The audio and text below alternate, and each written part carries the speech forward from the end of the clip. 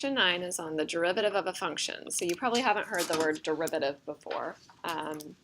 So derivatives are just going to be basically slope in AP Calculus. So anytime you see the word derivative, you're going to say, oh, that's just the slope of a tangent line. Okay, it's a rate.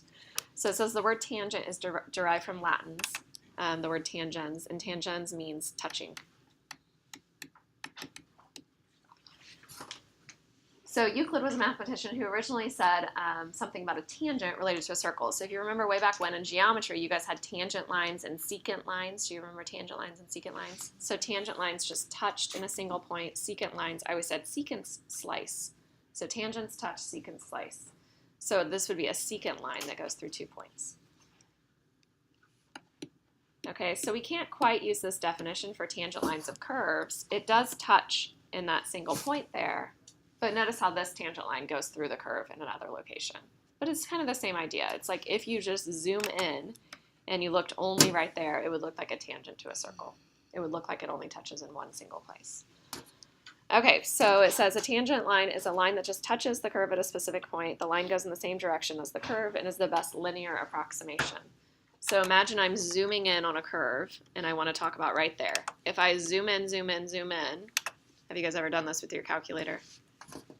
And you zoom in really, really close, any curve on your calculator will look like a line if you zoom in far enough. Okay, that's what we're saying. So it's going to look like a line in that particular place. So it says we previously found that the slope at a certain x value could be found with the formula y2 minus y1 over x2 minus x1. Okay. So what we would do is we did a limit problem. So we said the limit as h went to 0 of f of x plus h minus f of x all over, and it was basically x plus h minus x, so it ended up being h. So what we're doing is we're taking 2 points that are really close together, so on our curve, x, and just a smidge more than it, x plus h, and we're finding the slope of the secant line that joins them.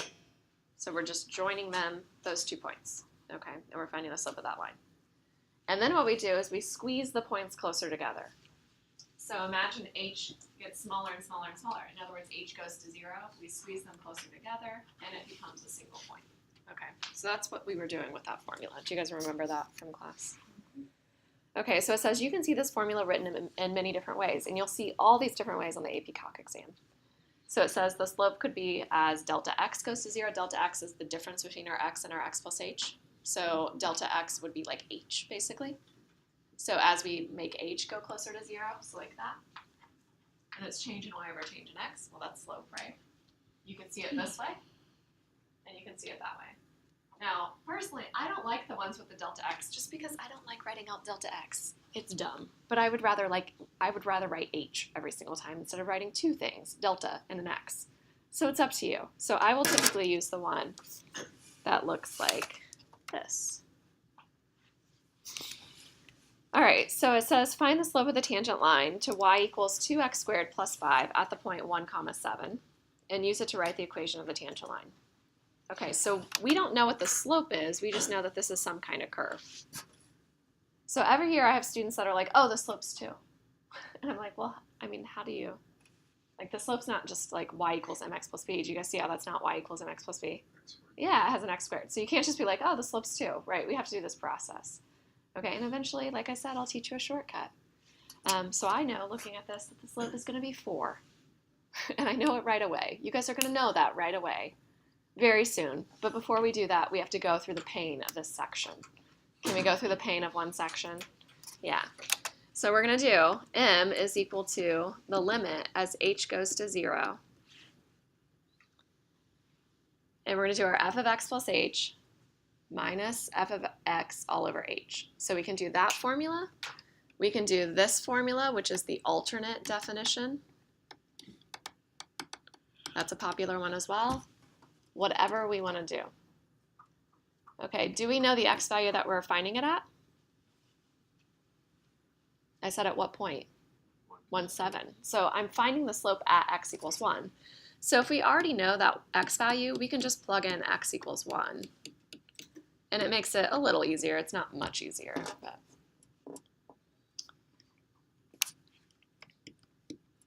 So we're going to do the limit as h goes to 0, and we're going to have f of 1 plus h. So I'm going to have 2 times 1 plus h squared plus 5.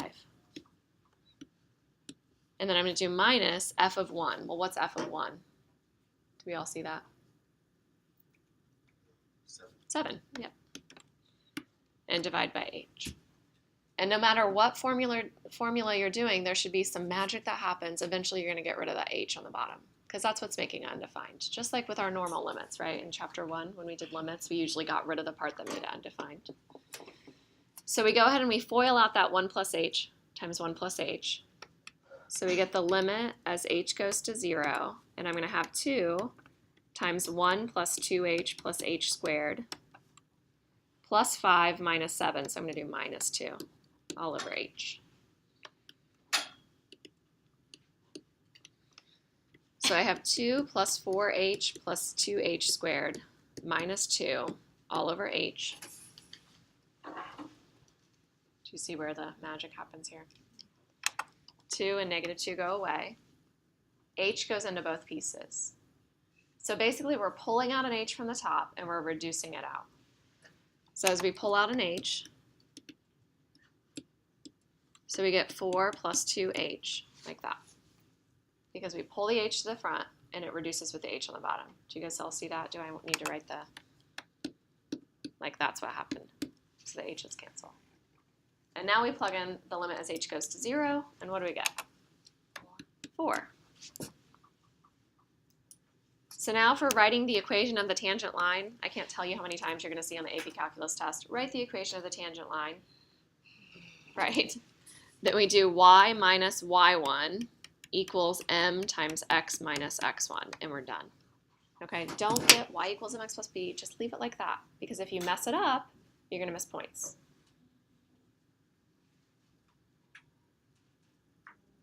I told my pre-calc students that this year too. I told them to like leave it in point slope form because eventually they're going to take AP Calc and so on. And on the first test, I put one where I said, you can leave in point slope form or simplify to y equals mx plus b. And I had so many people that simplified it and then messed it up. And I was like, now I see why the graders do this. They just wanted them to leave it like that. Yeah? Wait, so for the 4 plus 2h, you just substituted 0 for h, and that's how you got 4, right? Yep. So you take the limit and you plug in h goes to 0. Yep. All right, so if I was doing the alternate definition, this other one, so you don't have to write this, but I'll show you how it would start out. So you'd have the limit as x goes to a, and you do f, well, our a value, sorry, is 1. So as x goes to the certain x value it's going to. So we're going to the point 1, 7. Then we'd have f of x minus f of a. Well, f of x is 2x squared plus 5. And f of a was what? When we plugged in 1 to the function, what did we get? 7. All over x minus a, which is x minus 1. So you get the limit as x goes to 1 of 2x squared minus 2 over x minus 1.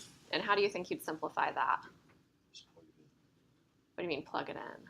Can't plug in 1 because you get 0 over 0. Yeah, you can pull out the 2 from the top. Do you guys see that?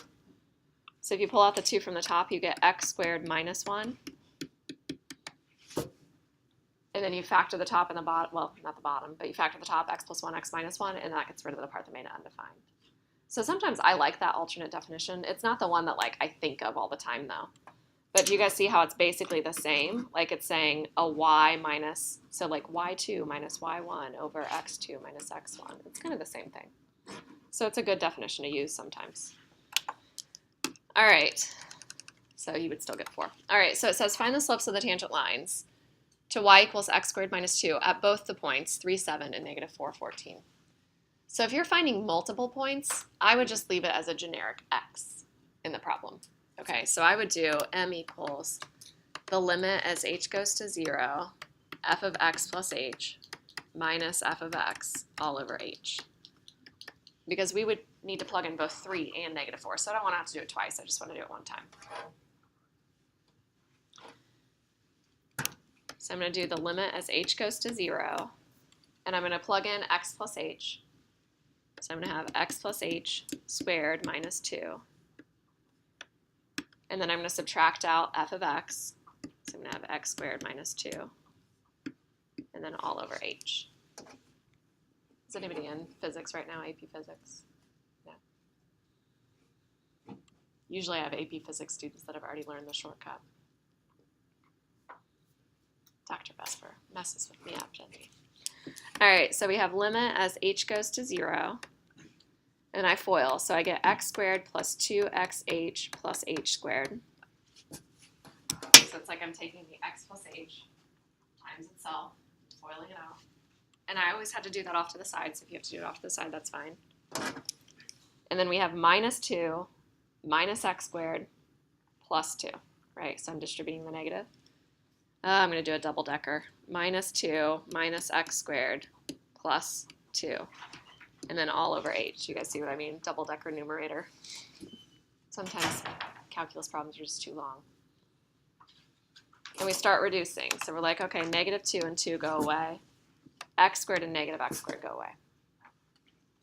Okay, if you do this correctly, basically everything that was in your f of x will go away. Because you're going to end up with only things that have h. So looking at only the things that have h, so we have the limit as h goes to 0. We have 2xh plus h squared. We divide by h, so we get 2x plus h. So as h goes to 0, we get 2x. Okay, that is the slope for every single x value. So if you have a curve, x squared minus 2, you don't have to draw this, and I wanted the slope at 3, 7, its slope is 2x. Well, what is that at 3, 7? So at the point 3, 7. It's 6, right? X was 3. So you just plug in the x value of 3. Okay? What would the slope be at negative 4, 14?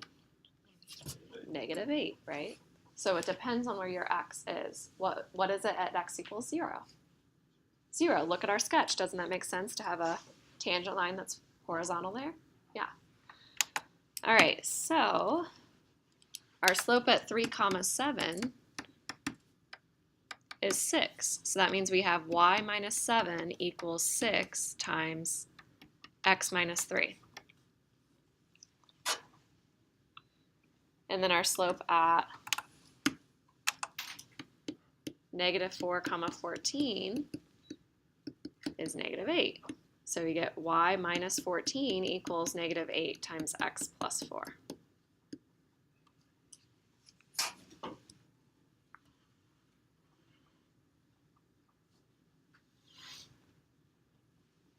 Okay?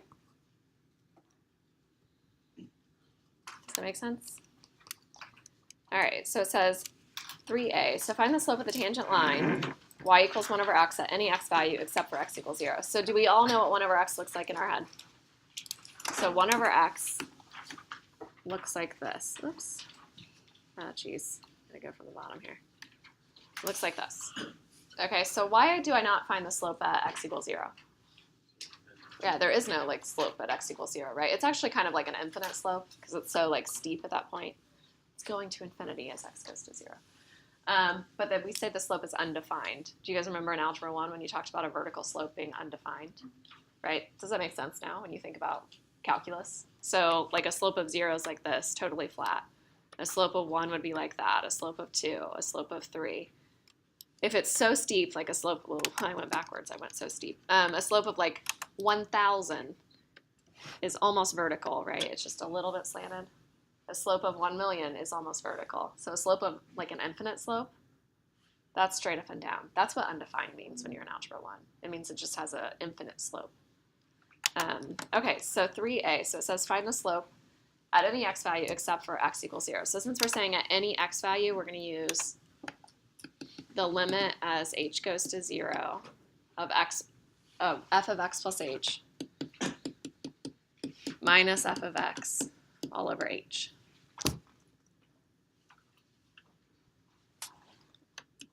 So we're going to do the limit as h goes to 0, and we're going to have 1 over x plus h minus 1 over x all over h.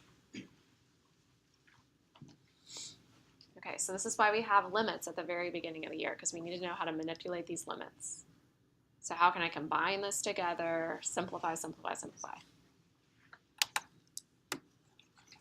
So I need to get common denominators, right? So I'm going to have my limit as h goes to 0. And I have x over x multiplied by 1 over x plus h minus 1 over x times x plus h over x plus h. So I'm just getting those common denominators. I didn't give you guys very much room for this one, did I?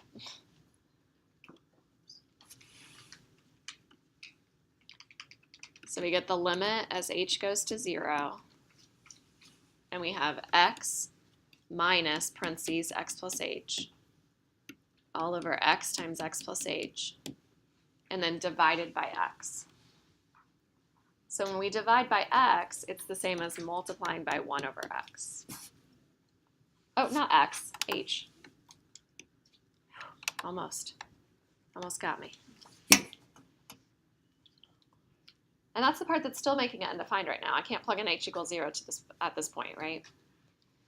So I start subtracting, so I have x minus h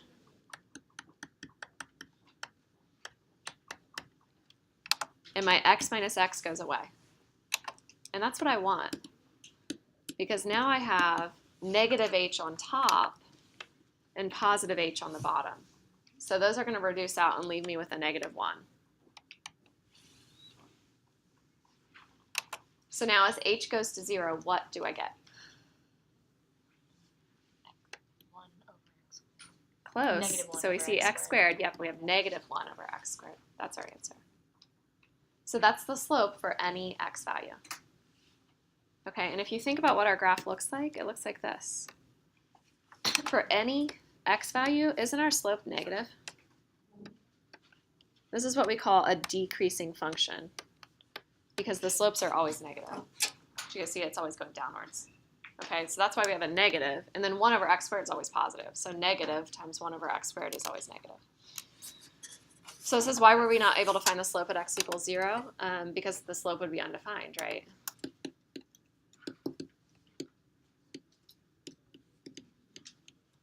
And there's no point there. So not only is our slope like perfectly vertical if we did have a point there, but there's actually no point that exists. So it says find the equation of the tangent line at the point negative 2 comma negative 1/2. So if we have our slope is now negative 1 over x squared, I don't go through that whole process again. I just did it for any x value. So now I just plug in that specific x value. So I get negative 1 over 4. And then I do my y minus a y1, so plus 1/2 equals negative 1 over 4 times x minus a negative 2, so plus 2.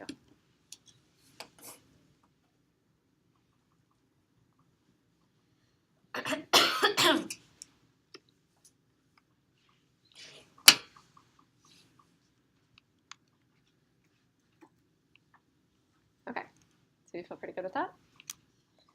All right, so it says this process we've used is called differentiation, or taking the derivative. So anytime you see something in calculus that says derive, differentiate, use differentiation, find the derivative, this is kind of this process. So like I told you, there's going to be a shortcut eventually, but right now this is all we know. So the definition of derivative, so that is key. Whenever you see something that says using the definition of derivative, that's the long way.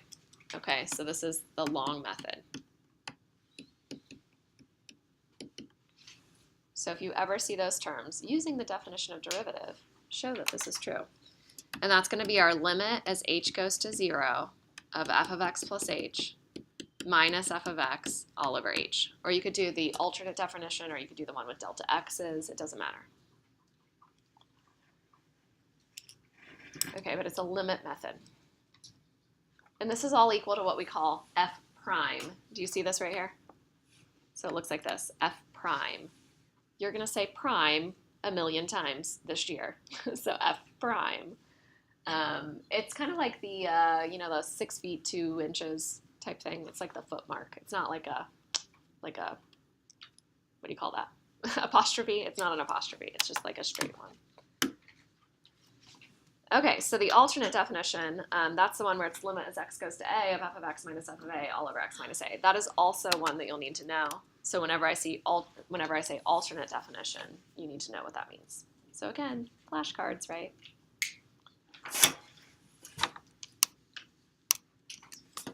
All right, so there were two guys named Leibniz. It looks like Leibniz, but German. Do you guys know how to speak German? Does anybody know that? If there's a bunch of vowels together, you take the second one. Do you know how to speak German? No. Okay, so this is Leibniz. And Newton. Have you guys heard of Newton before? Do you know what his nickname is? The father of calculus. The father of calculus. Nice try, science and math. Yeah, so Newton was pretty famous, obviously. He was knighted, so he's Sir Isaac Newton. So people obviously think that he came up with calculus, but at the exact same time, Leibniz was doing basically the same thing. So they were both coming up with calculus kind of at the same time, and there's a bunch of conspiracy theories that say that Leibniz actually came up with it first and shared his results with Newton, who then stole it and then became the father of calculus. I don't know. Newton I know for sure was not a nice person. So I think there's probably some validity in that story, but we don't know. So they were doing basically the same thing in different locations, but they were using different notations. So Newton, I feel like he got it down. He figured out that he could just introduce this notation, f prime, and anytime you see a prime, it means take the derivative. So you could say f prime, y prime. You could do f double prime. What do you think that means? Yeah, the double derivative. You're going to take the derivative one time and you're going to take the derivative again, right? So he's got that all figured out over there. This guy, Leibniz, he was just making it complicated on the world. And people decided that they didn't he's not the father of calculus because they didn't understand his notation. I don't know. But his notation makes sense because what is a derivative? It's a slope. So it's like dy over dx. In other words, delta y over delta x, right? Change in y over change in x. And he was basically doing this other notation. So this means the derivative of y in terms of x, so delta y over delta x, the derivative in terms of x of f of x, the derivative of x of y, and so on. Do you guys understand these notations? This one is the second derivative. This is like our y double prime. And those units make sense as well. And we'll talk about why it makes sense because it's kind of like, so do you guys know if you have like feet, the rate of change of feet would be feet per second. And the rate of change of feet per second would be feet per second per second. Do you guys know what feet per second is? Feet per second. That's why he has the x value squared. Okay, so his notation makes sense, but people don't typically like it. Okay, there are both notations on the AP test. They want to make sure that you understand both notations. So we will use both notations. So number one, so it says find the derivative of y equals x cubed plus 4x. So technically, you should be saying it kind of like Leibniz did. You should say find the derivative of y with respect to x. That's what this is read, how this is read, the derivative of y with respect to x. But we don't say that because your book is one variable calculus. This class is one variable calculus. So we're always taking it with respect to x. But if you go on in calculus, you could have multiple variables. So you could have equations that have x, y, and z, and you could have three-dimensional things that you're taking the derivative of. We're always doing the slope of a curve, like that. But if you're in multivariate calculus, which some of the kids are at this school, right? They're in multivariate. You're taking the derivative of things like a saddle. Do you guys know what a saddle looks like? A horse saddle, yeah. Is there a place for your bum to sit? What does that part look like? It looks like this, right? And is there a place for it to go on top of a horse? Yeah. So in 3 dimensions, you can have things that are both a maximum and a minimum. It's called a saddle point, right? Isn't that cool? Okay, so anyway, so we don't talk about this. We're going to talk about one variable calculus. So we're just talking about single curves. So there's only a maximum or a minimum. Okay, so let's see. So if we're finding the derivative of this, we're going to use our definition. So we're going to do f prime of x, or y prime of x if you want to. I didn't really call it f of x, did I? And I'm going to do the limit as h goes to 0, f of x plus h minus f of x all over h. And I go through that process. So I do the limit as h goes to 0, and I have my x plus h cubed minus, or plus 4 times x plus h. That's my f of x plus h. Minus f of x. And f of x was, I'll put it in parentheses, x cubed plus 4x. The biggest mistake people do is they forget the parentheses on the second part. So you don't really need this big bracket around the first part, but you definitely need the parentheses here because you're subtracting it out, right? And remember, I told you that the entire f of x part should go away, ideally. Are you ready for the math behind this? Are you freaking out? You have x plus h times x plus h times x plus h. Yay, fun. Do you guys know the shortcut for doing that? Yeah, it's something called Binomial Theorem. Yeah. Jacob, do you know it? It uses Pascal's triangle. One. You don't remember this? No. It's such a handy thing. So you can always multiply it out if you need to. So you can take your x plus h times x plus h and find that. So if you found that, it would be x squared plus 2 of the xh's plus h squared, which has to do with this row, 1, 2, 1. And then you multiply by x plus h, and you would take that x squared times both the x and the h. You would end up with this, x cubed plus 3x squared h plus 3xh squared plus h cubed. You're rarely going to have to do this. Don't freak out. It's just in this problem. So we're going to get the limit as h goes to 0. And we're going to have x cubed plus 3x squared h plus 3xh squared plus h cubed. That's just this. Kyle looks defeated. Plus 4x plus 4h minus x cubed minus 4x, all divided by h. Do you guys see the 1, 3, 3, 1? Is that what you were talking about? So those are the coefficients. See, that's 1, 3, 3, 1. And then your x's go down and your h's go up. So x cubed, x squared, x, no x's, no h's, 1h, 2h, 3h. That's like binomial expansion. Like I said, it's not important. I'm not going to give you a problem like this where you'd have to multiply it out. It's just trying to mix things up, make it a little bit harder. All right, so as our x cubed and 4x go away, we have something that only has h's. So we're going to get the limit as h goes to 0, and we're going to have 3x squared plus 3xh plus h squared plus 4. So what's our final answer? 3x squared plus 4. Do you guys see that as h goes to 0? That's the derivative. It's h squared. This is a little squared here. Because the x cubes went away. Does it make sense? Kind of annoying, Where do you right? get the plus 4? Because you had the 4h, which was here. Yeah, but plus 0. So I divided by that h. So when I divide by Oh, yeah, you h, pulled it out. the h's go away. Yeah. Yeah, did you guys see that? I divided by h, and then I plugged in h goes to 0. All right, so same thing on this. So this is saying at a point. So if it says at a point, let's do like the alternate definition. Might be a little easier, we'll hope. Not always, sometimes it's harder. All right, so let's do f prime of x. So we're doing the limit as x goes to 1/2. And we're going to do f of x minus f of 1/2 all over x minus 1/2.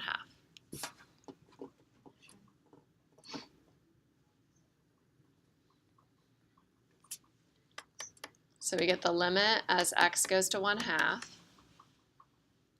And f of x is 1 over x squared. F of 1/2, ooh, what's that? 1 over, so 1/2 squared is 1/4. Yeah, it's 4, good. All over x minus 1/2. All right, do you guys remember that trick I taught you about complex numbers. Complex fractions. So if we have denominators of x squared and 2, do you guys know what we can do? Yeah, sometimes this makes your life a little bit easier. So we're going to multiply through by whatever our common denominator would be if I changed every single fraction so that it had the same denominator.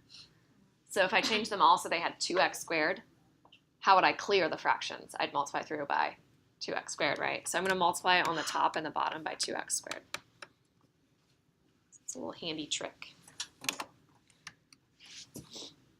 So when I do that, if I take my 2x squared and I multiply it into 1 over x squared, what do I get? 2. So I have 2 minus, and then I have 8x to the 4th all over 2x. Oh, 2x squared, sorry. I was multiplying it by 2 as well.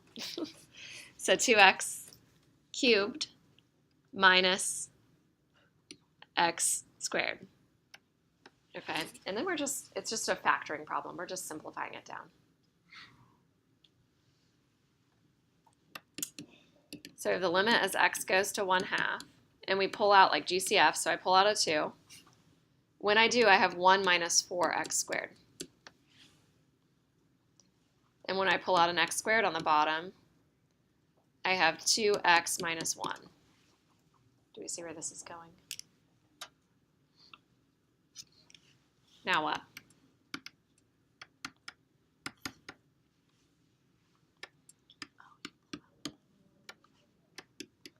How does 1 minus 4x squared factor? Yeah, I'm going to do it as 1 minus 2x and 1 plus 2x. It's still the difference 2 squares. Don't let it bother you that there's a 1 out front. If you want to pull out a negative, that's fine. You could do that to make it 4x squared minus 1 if you pull out a negative 1. And we're almost there. So see how we have 1 minus 2x and 2x minus 1? Those actually cancel, but we're left with a number. Yeah, negative 1. They're opposite each other. So we can do that, but we're just going to gain a negative 1. And then we can plug in the 1/2. So we get negative 2 times 1 plus 2 times 1/2. So 1 all over 1/2 squared is 1/4. So negative 4 divided by negative 1, or divided by 1/4. So negative 16, is that right? Lovely. Probably would have been easier if we'd done the other way. That's all right. We're good. It would be a little gross the other way too. So that's our slope. So it says check your answer by graphing both equations. Okay, so you could graph the slope of the tangent line. So, okay, so if you had this equation of the tangent line, it would look like y minus 4 equals negative 16 times x minus 1/2. So if I was putting it into my calculator, I would have to get it in this other form. So this would be plus 8, and then add the 4 over, so plus 12. So basically what I'm saying is if you graph it on your calculator, you'll see that it touches in a single point. So you can graph 1 over x squared. There we go. 1 divided by x squared. So you can graph that, and then you can graph this other equation, which was the slope of the tangent line. So negative 16x plus 12. And when you hit graph, you'll see at that point 4 comma 1/2, there'll be a line that comes in and just barely touches it. So it's kind of hard to see. Let me change my window a little bit.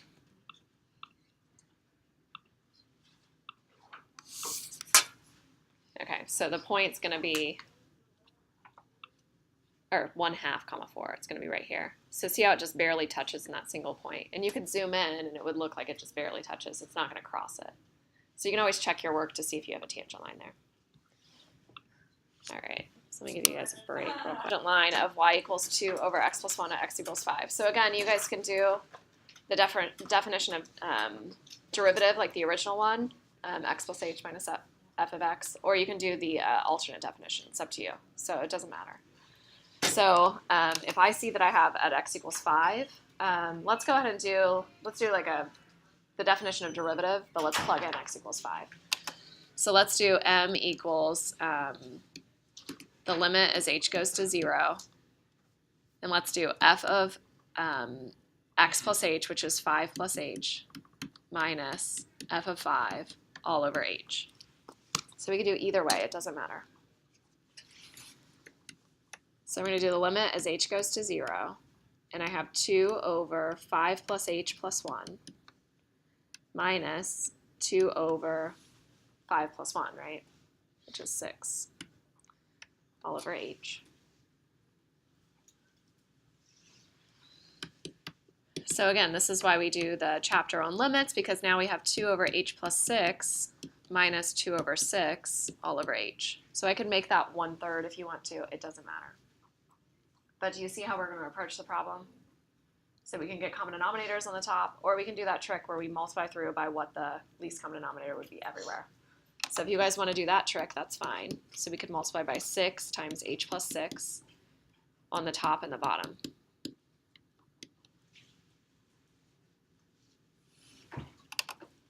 So we get the limit as h goes to 0. And as I multiply 6 times h plus 6 into the first fraction, what cancels?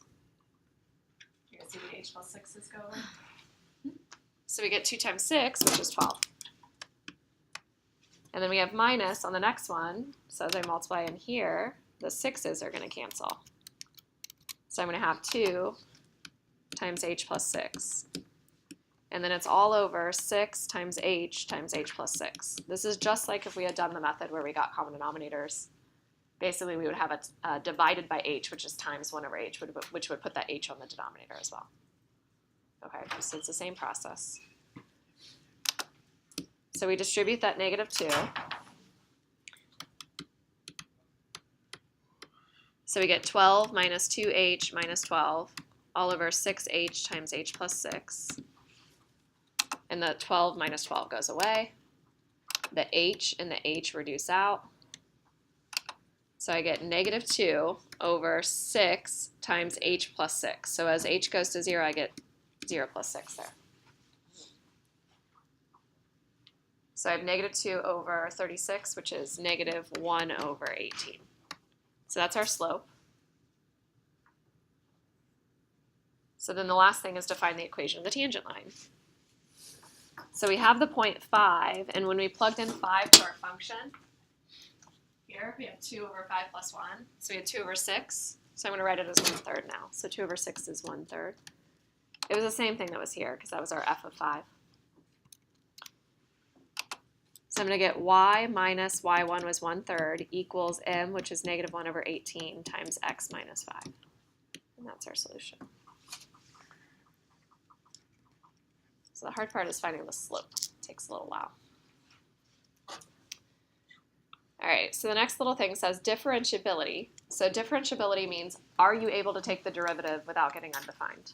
So if you're able to take the derivative, then it must be continuous. So remember how we had the 1 over x and we said that we couldn't take the derivative at x equals 0? Okay, that was not continuous. So we weren't able to take the derivative, and it wasn't a continuous function. Okay, it doesn't necessarily work in reverse though. So it says if something is continuous at x equals c, does it imply it's differentiable? Okay, so if we can take a derivative, we must know that, hang on, let me say this the right way. So if we can take the derivative, then we can say, oh, it must be a continuous function, because continuous functions don't have derivatives at their undefined points. Okay, so you have to have a continuous function in order to take a derivative. However, just because something's continuous doesn't mean that there's always a derivative there. Okay, so I told you there's lots of graphs that we need to know in calculus, lots of calculus graphs. So we've talked about like 1 over x squared, 1 over x. These are parent function graphs that we should know. Okay, here's the one that I want you guys to think of here. So absolute value.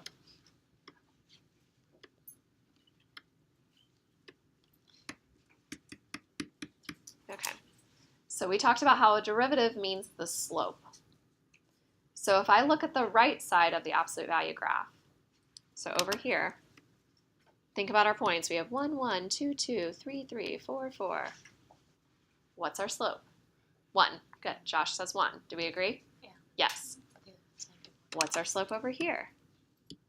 -1. So we have a slope of -1 on this side, and we have a slope of 1 on this side. What is the slope at x equals 0?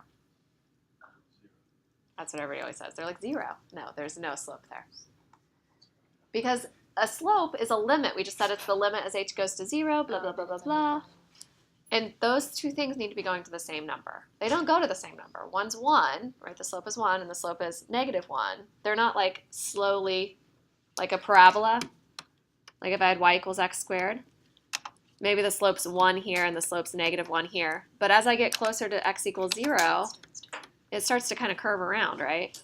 So their slopes are both going to 0. Nothing's happening like that on this one. This is what we call a corner, right? So corners and cusps. Do you guys know what a cusp is? A cusp is like that. That's a cusp. So corners and cusps, the derivative is undefined. So we cannot take a derivative at a corner or a cusp. So another calculus function to think of is y equals x to the 2/3. Do you guys know what x to the 1/3 looks like? So it's like the cube root of x.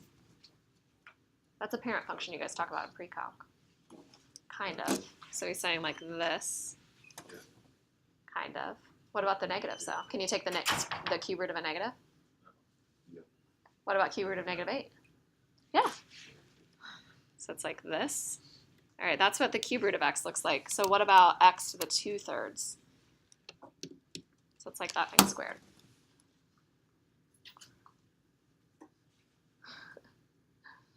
It's tricky, isn't it? Bigger. What do you mean bigger? Oh, What about the negatives? The negatives are key. So if you think about like -8, what is -8 to the 2/3? Yes, you're right, Kyle. Kyle's frantically going like this. That is exactly what it looks like. It's going to flip back over the axis because everything has to be positive, right? Because I have the cube root. So if I had -8 and I took the cube root of -8, I get -2. But when I square it, I get 4. So it has to pop back up. Okay? That's another calculus graph because this has what we call a cusp. Okay? Dave's going to give us one too. What's another good one? I'm intrigued just because x to the 1/3 you did, right? Uh-huh. That's different than x to the 2/6 then. Because x to the 2/6. Now he's really going to confuse us. No, that squared, right? That Yeah. can have negatives. This can't have negatives, even Yeah. though it Oh, simplifies. interesting. And this is something in multivariate calculus. Multivariate. Weird Yeah. exceptions. I know, we've talked about multivariate already today. They've already been confused. It is. It's very. I told them about a saddle point, and they were like, no. You get to go outside and stand on the hill. Like we stood in the saddle. Oh, yes, a saddle point on the hill. That's true. When we have the new cross-country tracks, everyone runs up and down. Wouldn't that be nice? Wouldn't you guys like a giant hill on your cross-country course? My It's the husband. only hill in Like- Hamilton County. No other team would be used to going up and down hills. Fun stuff. All right, so that's okay. So it says, like before, we can have left and right-hand limits. Oh, wow. So we can have left and right-hand derivatives. So this is a piecewise function. So we have x squared if x is less than 0. So x squared, we know what this looks like, right? It looks like this. So less than or equal to 0. And then we have 4x. Sorry, losing my voice. If x is greater than 0. Well, that's y equals 4x, which is a line with a slope of 4, right? So the slope of this line is always 4. The slope of this curve changes. What's the slope of the curve as we get closer and closer to 0, though? So if I continued this curve, what would the slope be at 0? 0. 0, yeah.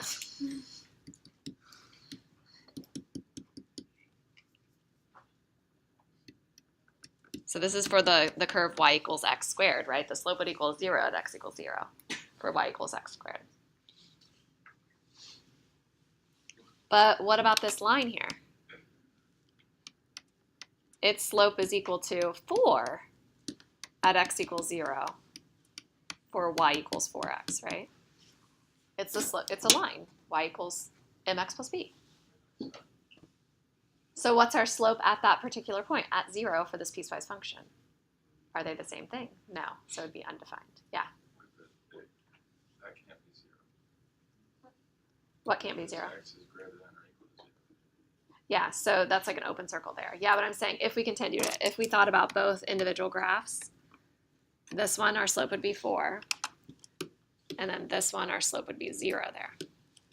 So if we talk about just, so like slope of 0, slope of 4. So if we talk about from the right and from the left, remember, derivatives are limits. So from the right and the left, our slopes are different from each other. So the derivative does not exist at x equals 0. So derivative is undefined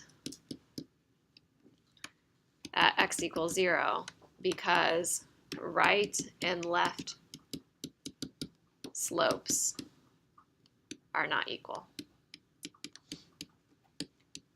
So in other words, it's a corner or a cusp. It doesn't look like that dramatic cusp that we had before, right? Or that dramatic corner that we had before, but it is. It's a corner.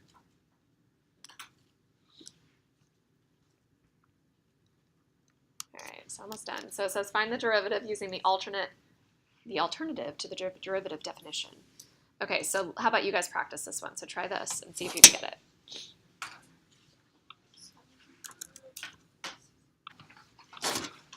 All right, so do you guys have your setup right? So it's the limit as x goes to 1, and we have our f of x, so x cubed plus 2x, minus f of a.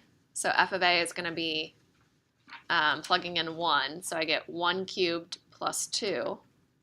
So 1 cubed plus 2 is 3. Divided by x minus 1. I think I made an error on this problem. I meant for this to be x cubed plus 2, I think. So let's get rid of this x. Let's make it x cubed plus 2.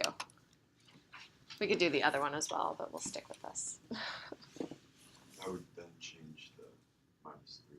Ah, would it? Okay, so then that's going to be... No, it Okay, so that's still good. All right, so we're going to do limit as x goes to 1. And we have x cubed minus 1 over x minus 1.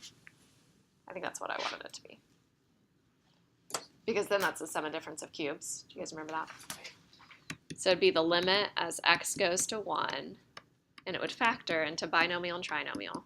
So we're going to have x minus 1 times x squared plus 1x plus 1. So the x minus 1's reduce. So now we're able to plug in the 1, so we get 1 plus 1 plus 1, which is 3. So that would be our derivative then. But how are you able to just take that x out? Take what x out? Oh, because I made a mistake on the problem. So that's why I just took it out. So I meant for it to be the cube, yeah. So let's say you guys, because I let you guys start this one. So what if you had stuck with the other one? X cubed plus 2x minus 3 all over x minus 1. I mean, that's fine. That's not what I wanted the problem to end up being, though, because it has x cubed, right? So you could do that, though. You would just have to do it with synthetic division. So I wasn't aiming for one that had synthetic division. So it'd be 1x cubed plus 0x squared plus 2x minus 3. And you would divide it out. Do you guys remember synthetic division?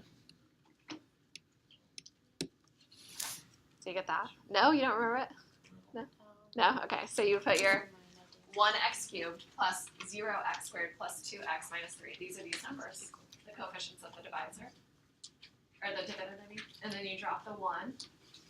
And so you have x minus 1. So you do 1 times 1 is 1, add straight down, we get 1. 1 times 1 is 1, add straight down, we get 3. 1 times 3 is 3, add straight down, we get 0. I get it. So then that means that this simplified out because it divided evenly. There was no remainder. So it simplified down to, and this is now an x squared, so x squared plus 1x plus 3. Which ends up being 1 plus 1 plus 3, so we get 5 then. When you plug in the 1. So that would have worked, I didn't intend for it to be one that involved synthetic division.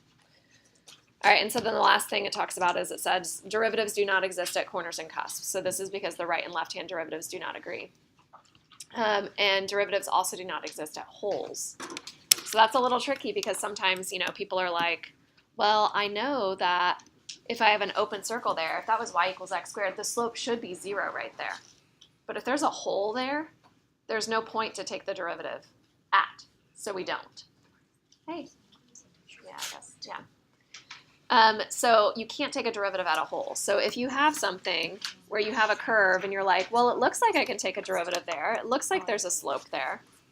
There's actually not a derivative there, okay, because it's a hole. There's no point there to take a derivative of. Does that make sense? So derivatives do not exist at holes either. All right, so any questions about any of that? It was a long section, but.